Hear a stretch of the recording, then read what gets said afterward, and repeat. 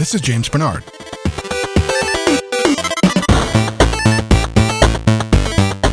Today I'm going to teach you a little trick on how to create 8-bit sounds. Just like the classic 8-bit consoles you may know of, such as Nintendo and Game Boy.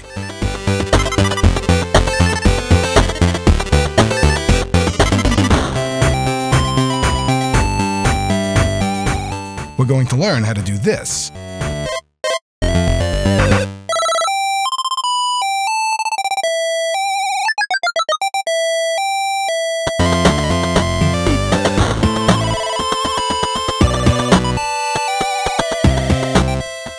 First up, we'll need to open up a subtractor and reset it.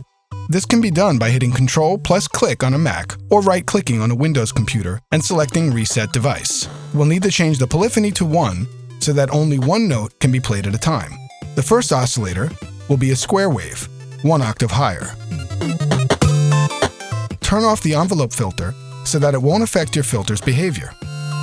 Now let's increase the cutoff frequency to 109 and give it a bit of brightness. In the amp envelope, let's tweak up the attack just a bit so that the sound will be more subtle. We'll also turn up sustain to the max to prevent our sound from losing volume over time. And just like that, we've got the base of our sound. To get the vibrato at the end of the phrases, we'll need to do a bit of tweaking in the combinator. First, let's select the 8-bit lead and assign LFO1 rate to rotary 1, keeping 0 as our minimum value and 127 as our maximum. We'll do the same process with LFO1 amount, but this time setting it to rotary 2. Now we can automate these knobs and modulate the pitch of our sound towards something more classic sounding. The rate affects the speed of the modulation, and the amount affects the intensity. This same sound can be modified in many different ways to achieve different effects. Let's try some out. In the LFO section, we'll give an 8-bit feel to the patch. Select the square wave, change the rate to 88, and increase the amount to 79. By keeping this on oscillator 1 and 2, the LFO modulates the pitch of these oscillators very quickly.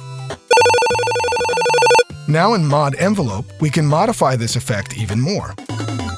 First, let's increase the amount to 127, so that it affects 100% of the signal.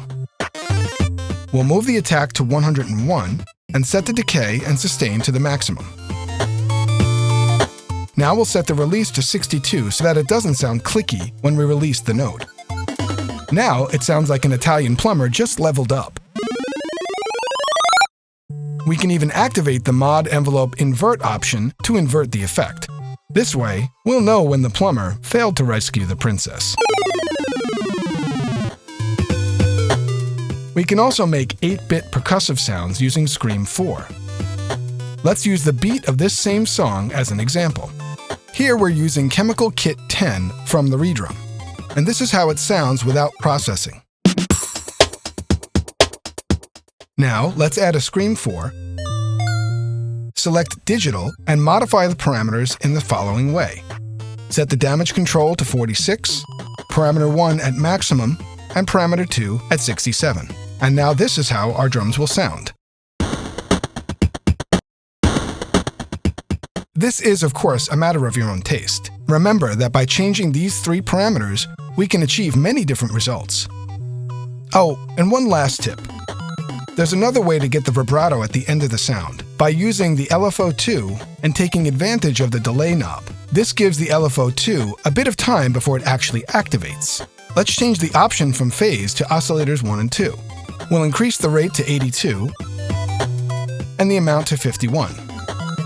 Lastly, we'll change the delay to 49 so that our LFO has to wait a bit before activating. I recommend experimenting and trying out your own 8-bit sounds. In the description of the video, you'll find a free download link to one of the sounds we created today, which is included in the refill Vontendo. Remember to tune into our channel for more tutorials and info about Von Kellerman. See you guys next time.